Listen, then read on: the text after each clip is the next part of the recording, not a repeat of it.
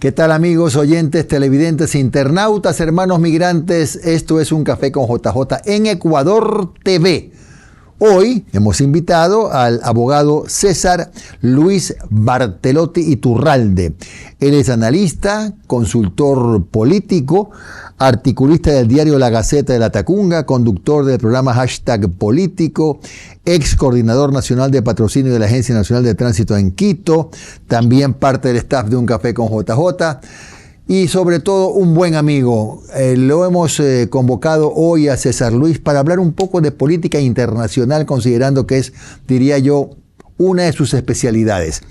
César Luis, ¿qué tal si comenzamos con lo que ha ocurrido en el Perú, que es tan reciente? ¿Cómo entendemos a la política peruana, que acaba de elegir a un ciudadano, creo que es el octavo presidente en los últimos 10 años, para un periodo de 51 días?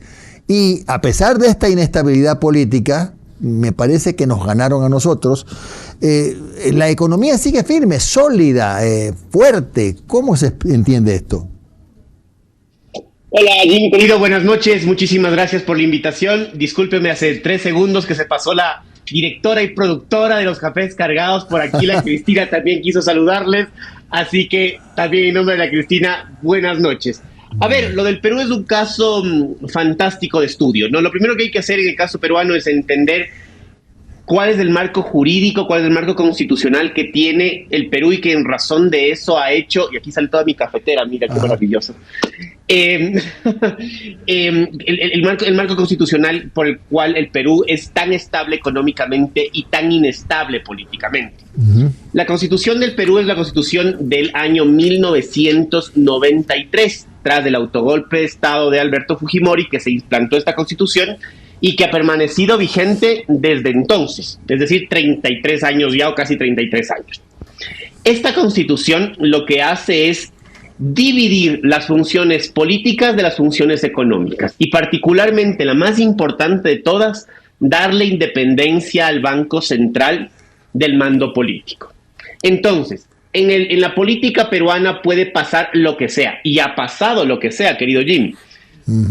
Tú sabes que han llegado vedettes al Congreso, tú sabes que se han hecho campañas con animales en el Congreso. En el Perú ha sido mucho folclor político, si es que cabe la expresión, pero el Banco Central siempre ha estado ajeno al proceso político.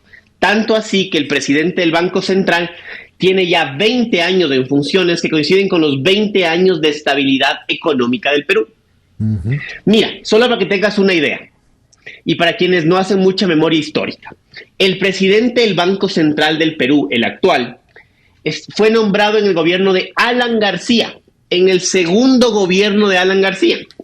Tras Alan han pasado Ollanta Humala, Pedro Pablo Kuczynski, el señor Vizcarra, el señor Merino, el profesor que lo destituyeron primero, Pedro Castillo, la señora Dina Boluarte, el señor José Gerí y hoy el presidente electo.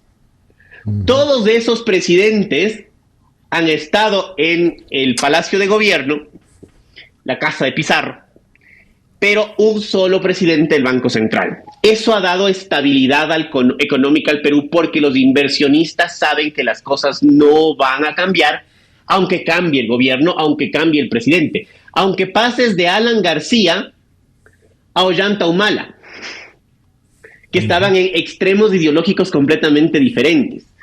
Aunque pases de Pedro Pablo Kuczynski, un tecnócrata que llegó con muchísimas esperanzas, de hecho era mi candidato en su momento, mi candidato favorito, o llegue el señor Pedro Castillo con un discurso muy cercano al marxismo.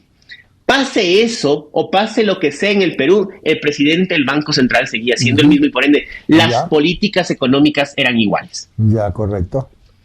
Ahora, esto no quiere decir en todo caso, César, que se lo pueda concebir hoy en el mapa político de Sudamérica como un país socialista, porque eligieron a un ciudadano con amplia experiencia política de corte socialista, que va a estar 51 o 52 días en la presidencia, pues, ¿no? Me voy a hacer eco de una frase que hoy en la mañana dijo Juan Sebastián en el café. El Perú tendría que estar en gris. Porque tú con un presidente de 51 días no lo puedes poner ni rojo ni azul. Claro. Porque no puedes establecer una ideología de gobierno si ese gobierno tiene como única misión garantizar las elecciones de abril y el cambio de mando en julio. Nada más. No tiene que hacer absolutamente nada más. Es más, mi querido Jimmy, si es que el señor presidente electo designa 3 ministros, puede ser más que suficiente para 51 días. Claro, claro. Porque tienes que ser el administrador del desastre, más o menos. No es como cuando tú y yo somos futboleros. El equipo ya está descendido. Claro. Y te nombran como director técnico al técnico de las inferiores. Tienes que cumplir los partidos, nada más que eso. Claro. Y eso es lo que el presidente peruano hoy por hoy tiene que hacer. Claro, parecería que sí. Además, yo supongo que consideraron el hecho de que el partido del hoy presidente está proscrito y no puede participar en las otras elecciones, en las próximas elecciones. Y entiendo que por eso dijeron, mejor no hagamos olas y pongámoslo a este señor. Ya está, 51 días. Ahora... Fue sorpresa, ¿no? ¿Cómo? Que fue una sorpresa. Porque claro. La favorita era la expresidenta del Congreso, que perdió, pero... Tenía el respaldo de Fuerza Popular, es decir, del Fujimorismo. Pero perdió con un número importante de votos, no hay vuelta que darle. Bueno, lo que nadie nos quitará de la cabeza, ni a mí, ni a ti, ni a mucha gente, es que la clase política del Perú es de las más, no quiero decir débiles, inestables, bipolares de la región. Ahora, saltemos a Argentina. ¿Qué cambios notas tú en la administración de Milei, que desde mi punto de vista, contra muchos pronósticos, está haciendo buena letra? Por ejemplo, hoy día se ha convertido en Argentina en una potencia petrolera, una cuestión impensable. Y hay que reconocer que eso se debe a las decisiones políticas de Milei.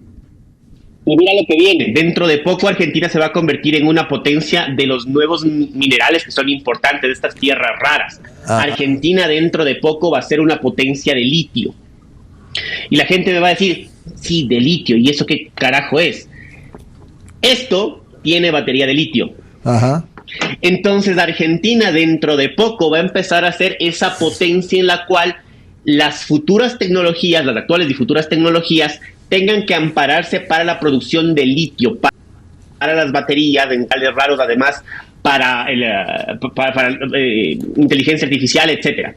Entonces, dentro de poco Argentina va a empezar a aparecer ya no solo como este país gigante que puede ser un importante socio comercial por la cantidad de población que tiene, 45 millones, sino aparte como un productor en zonas además distantes del centro de Buenos Aires, del microcentro de Buenos Aires, de minerales y de materiales importantes para el desarrollo tecnológico. Así que bajo ese principio, Jimmy, dentro de poco vamos a tener muchas noticias de Argentina. A ver, ¿qué pasa en Argentina?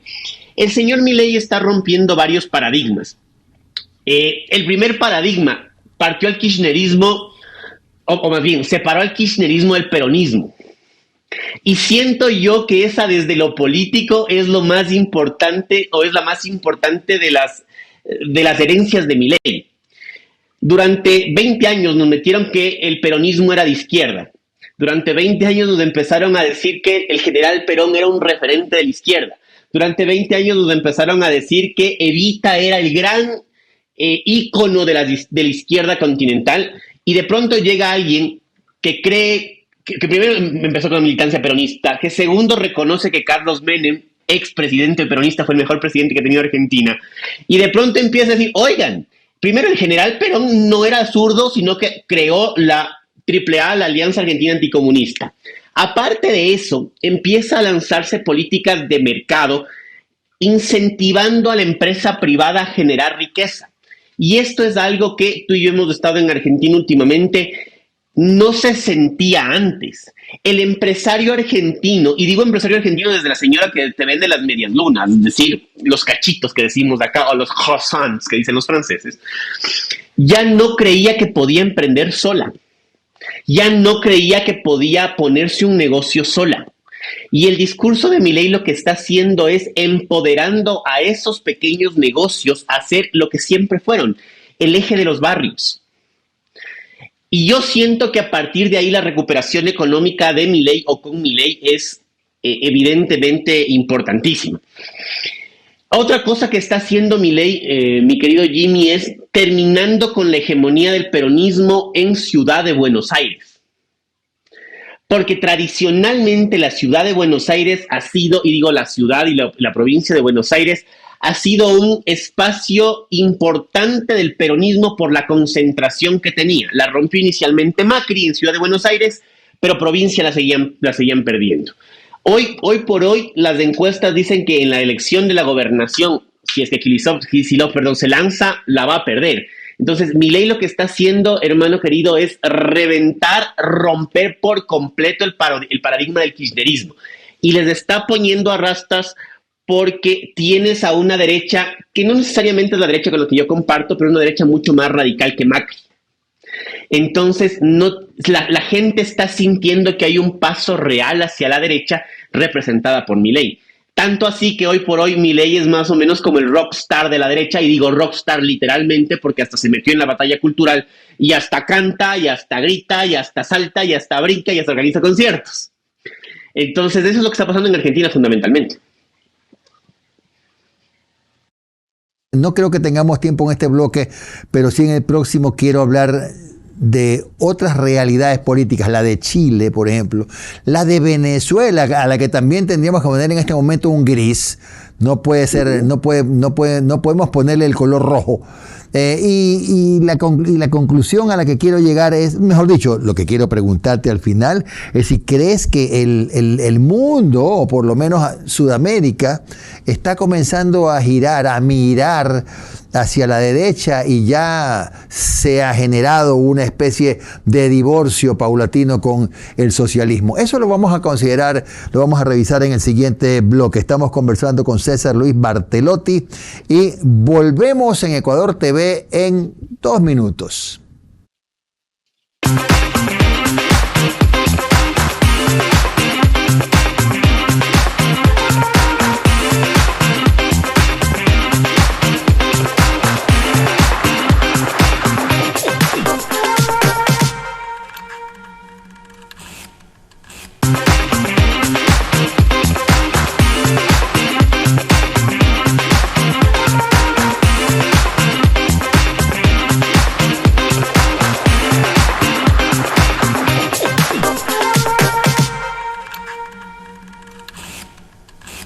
Estamos de regreso con el abogado César Luis Bartelotti Iturralde, analista, consultor político, articulista de diario La Gaceta, conductor del programa Hashtag Político, ex coordinador de patrocinio de la Agencia Nacional de Tránsito en Quito, y que nos acompaña para analizar qué está pasando puntualmente con América, con el socialismo, ¿no? Porque parece que es que el giro hacia el centro y hacia la derecha ya es evidente. Por eso saltemos ahora a Venezuela, César Luis. ¿Qué color le ponemos en el mapa? Ya no le podemos poner rojo, tampoco le podemos poner el azul conservador. ¿Por qué tiene que ser todavía tengo una especie de gris en esta transición Venezuela? Porque claramente la señora Delcy Rodríguez no responde al PSV. Claramente la señora Delcy Rodríguez no responde al gobierno de Maduro. Claramente la señora Delcy Rodríguez no responde a la estructura partidista chavista.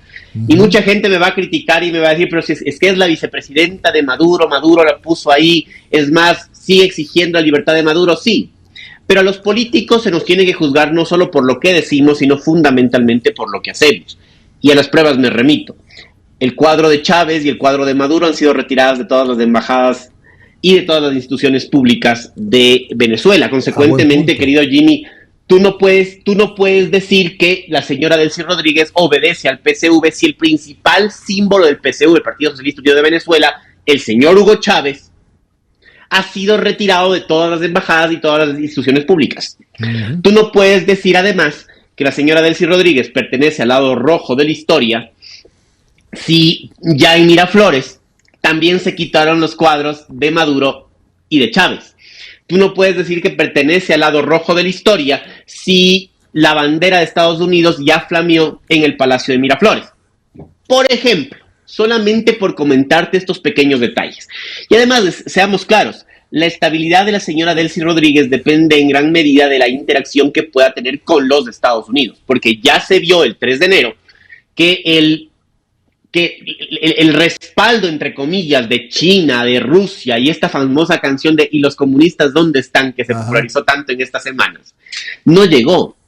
Y no llegó porque nadie va a entrar en conflicto con Estados Unidos por un socio que te debe más de lo que te pueda dar. Uh-huh. Hay que entender eso en geopolítica. La geopolítica, lejos de afectos y de desafectos como nos la plantearon durante 10 años, es una cuestión de intereses. Y de pronto a Cuba y a Rusia les pueda llegar a interesar que una Venezuela reposicionada en el mundo, una Venezuela nuevamente con recursos, empiece a pagar todo lo que les debe. Porque acuérdate tú que en un momento dado, tal como está pasando con Cuba o como está pasando con Nicaragua, China y Rusia empezaron a hacer eso que también hicieron en Ecuador, la preventa petrolera, y empezaron a soltarle plata a cambio de recursos futuros, recursos que no se estaban dando. Porque Venezuela, y este es un dato importantísimo, pasó de 3 millones de barriles diarios de petróleo a 900,000 barriles diarios de petróleo. Para que la gente un poco nos entienda qué significa eso. En el 99, el Ecuador producía más o menos entre 250,000 y 300,000 barriles de petróleo al día. Venezuela producía 10 veces eso, 3 millones. Hoy, Ecuador produce 450,000 y Venezuela 900,000. Entonces, Venezuela pasó de producir 10 veces más que nosotros a producir 2 veces más que nosotros, teniendo las reservas más grandes del planeta. Y eso se llama chavismo. Claro. Aquí no hay mucho que leer. Entonces, la señora Delcy Rodríguez, ahorita tu pregunta inicial, no puedes ubicarla tú ni en el rojo ni en el azul, sino en un gris, porque realmente está en un proceso de transición, espero que democrática, y espero que en el menor tiempo posible, hacia elecciones libres y transparentes donde probablemente ya se pinte de azul nuevamente Venezuela. Como estuvo pintada la mayor parte del tiempo, ¿no? Claro. Bueno, agregar que este año, según las proyecciones, Venezuela va a vender 10,000 millones de dólares en petróleo. Es un dineral, ¿no? Que hace muchos años no veían tanta plata junta, seguramente, ¿no? Y además que no entra Venezuela, no entra Venezuela, porque está siendo administrada por un fideicomiso de Estados Unidos o de Estados Unidos en Qatar. Entonces, la plata para que entre el gobierno venezolano tiene que ser cuando la señora Delcy Rodríguez empiece a cumplir, no sé si decirte disposiciones, pero sí lineamientos específicos de política exterior de los Estados Unidos. Claro. Ahora, ¿qué esperar de Chile, que pasa de un paréntesis socialista, comunista de nombre, pero socialista, cuando hace ese tránsito de regreso a la derecha? Algo parecido a lo que pasa en el Perú, en realidad. Y también por la constitución, en este caso, pinochetista. Uh-huh. Si tú te vas dando cuenta, tras la salida del general Pinochet en el 90, se han ido sucediendo gobiernos de distinta línea ideológica, que pasaba de Patricio Aylwin a Frei, luego Lagos, luego la primera de Bachelet, luego viene Piñera con este rostro, digamos, un poco más de derecha, quizá un poco más moderado que el presidente Kast, pero que de una u otra forma han ido variando el péndulo político, pero Chile sigue creciendo. Chile tiene un pacto nacional. Y el pacto nacional consiste en que, independientemente a quien llegue al poder, las cosas económicas continúan, el proyecto económico continúa y el proyecto de integración dejado por Pinochet también continúa. Pero además hay un tema que yo creo que es más importante, querido Jimmy. Y es que, y esto yo siempre lo he dicho, a veces me han caído por esto, pero a mí me parece que la clase política chilena y la clase política uruguaya son clases políticas medio ajenas a Sudamérica. Uh-huh. Son clases políticas distintas a las clases políticas a las que estamos acostumbrados. Porque no tienes, por ejemplo, a vedettes llegando al Congreso con minifalda o como pasó en el caso de Perú con sus ideas, tú te acordarás y vuelvo a tomar el peruano. Llegando con mallitas y con el número 3, si no estoy mal, en el poto, porque además dicen el poto allá. Entonces, cositas como esas no pasan en Chile y no pasan en Uruguay. Entonces, hay una clase política que quizás se ha formado mucho más y mucho mejor. Te voy a hacer una confesión o te voy a contar una cosa. Cuando yo hice mi tesis de análisis político en la Oberta de Cataluña, yo hice una comparación de estabilidad democrática entre 6 países hispanoamericanos. Comparé a México con Guatemala, Colombia con Ecuador y Perú casualmente con Chile. Y la estabilidad democrática que tú tenías en Chile era envidiable. Era envidiable porque además tienes un principio brutal. Y es que hay una llamada que aquí no pasa y en la mayor parte de países de Hispanoamérica no pasa. Y es que cuando hay elecciones de segunda vuelta y ya se conoce al ganador, que en Chile se conoce en 2 horas, el presidente en funciones, sea quien sea, llama al presidente que ha ganado y cuadran públicamente ante los ojos de Chile el proceso de transición que inicia el día siguiente. Así es, así es. Entonces, cosas como esas, que parecen cosas chiquitas, mandan un mensaje político de unidad nacional, que a mí me parece que nos está haciendo falta en Hispanoamérica. ¿Qué esperar de Chile? Chile va a seguir creciendo. Lo que yo sí creo en realidad es que va a haber, en el caso del presidente Kast, más bien una suerte de trabajo por producción nacional. Kast no se va a quedar con la pica, por así decirlo, del tema del litio que conversamos en el primer segmento.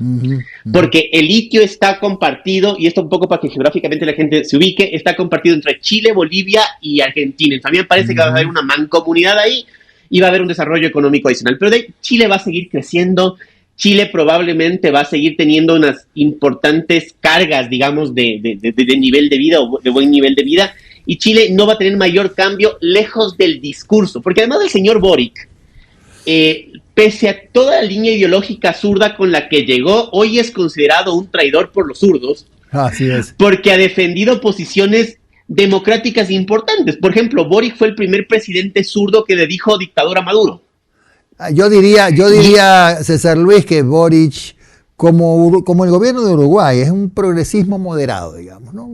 Sí. Moderado, Sí. Ni siquiera fue un progresismo radical. Y lo del litio, capaz que hasta en el Ecuador tenemos litio, pero acá lo que no tenemos es gente que sería importante piense. revisarlo. Claro, y lo que pasa es que acá no hay gente que piense que este país necesita explotar las riquezas sobre las que está pisando.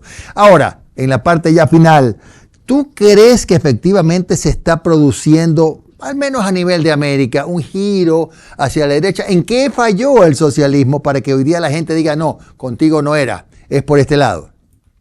Creo que los más jóvenes están tirándose a la derecha. Los jóvenes. Creo que la generación Z se está tirando a la derecha. ¿Qué es la generación Z para quienes no manejan mucho esa terminología generacional? La generación Z son los chicos menores de 25 años. ¿Y por qué los Z se están volviendo más derechosos? Porque son una generación que yo le digo de checklist y de validación. Ellos ven en nosotros, los millennials, los menores de 40, a sus hermanos mayores, a sus primos mayores, en algunos casos sus papás, que a los que el Estado o más bien la izquierda nos propuso que se sigamos esforzando, que saquemos todos los títulos del mundo, que vamos a conseguir trabajo, que nos vamos a comer el mundo. Y al final estamos en la desocupación, en términos generales, en la desocupación, con problemas de salud mental y comiéndonos la camisa y no el mundo. Entonces, ante eso, yo siento que la generación Z está regresando a ver a la generación de sus abuelos. ¿Por qué mi abuelo tuvo estabilidad y mi papá no tiene estabilidad? ¿O por qué mi papá tuvo estabilidad y mi hermano mayor o mi primo mayor no tuvo estabilidad? ¿Qué cambió? Y ahí es donde los Z empiezan a recuperar valores tradicionales, tanto en la política como en lo social. Y eso hace evidentemente que los votantes de entre 16 y 25 años acaben votando probablemente más hacia la derecha. Y ojo, este no es un fenómeno solo en Hispanoamérica, es un fenómeno que está pasando probablemente también ya en Europa y en el mundo, porque los partidos de, entre comillas, de extrema derecha, Vox, por ejemplo, en España, para darte el mejor ejemplo, tiene hoy 2 de cada 5 votos menores de 25 años, que pueden acabar convirtiendo a Vox en la sorpresa electoral en las próximas elecciones, cuando quiera que se den, siendo la segunda fuerza política y no la tercera. Entonces, de una u otra manera, los jóvenes más jóvenes, los menores de 25, están girando a ver más por esta validación de aquello que faltó, hacia la derecha como una opción. Porque hay una cosa que es cierta, Jimmy querido, los más jóvenes quieren fundamentalmente un trabajo que les permita tener paz mental, un trabajo que les permita construir y además un trabajo que les permite entender que ellos son emprendedores, porque los guaguas, yo les digo guaguas, son evidentemente menores a mí, son emprendedores por naturaleza. Si tú te das cuenta, los menores de 25 años todos tienen un negocito, ¿sí? En lo que sea, venden lo que sea. Si es que son buenos en manualidades, venden manualidades. Si es que son buenos en el comercio, se ponen un emprendimiento de ventas. Todos hacen algo más. Y ya cuando tú empiezas a producir y te das cuenta que el Estado te empieza a sacar y no recibes nada, empiezas a decir que eso está mal. Y con eso respondo a la pregunta de qué es lo que hizo el socialismo mal. Engrandeció tanto el Estado, le fortaleció tanto al Estado, y el beneficio que tú sientes al final con todo lo que aportas no necesariamente es el mismo que pensaba recibir. Perfecto. Bueno, se nos acabó el tiempo, César Luis Bartelotti Iturralde. Muy agradable ha sido conversar contigo, César Luis. Hemos hecho un análisis lo suficientemente profundo de lo que está pasando en América con las derechas y las izquierdas. Un abrazo grande, César Luis. Un gusto. Muchísimas gracias, una feliz noche para todos. Muchísimas gracias por la invitación. La Cristina también anda por aquí, así que si ven una cola moviéndose, es la Cristina despidiéndose. Ok, chao, César Luis. Bien, con ustedes, amigos oyentes, amigos televidentes, internautas, hermanos migrantes, será hasta una próxima oportunidad. Mañana, en un café con JJ por Ecuador TV.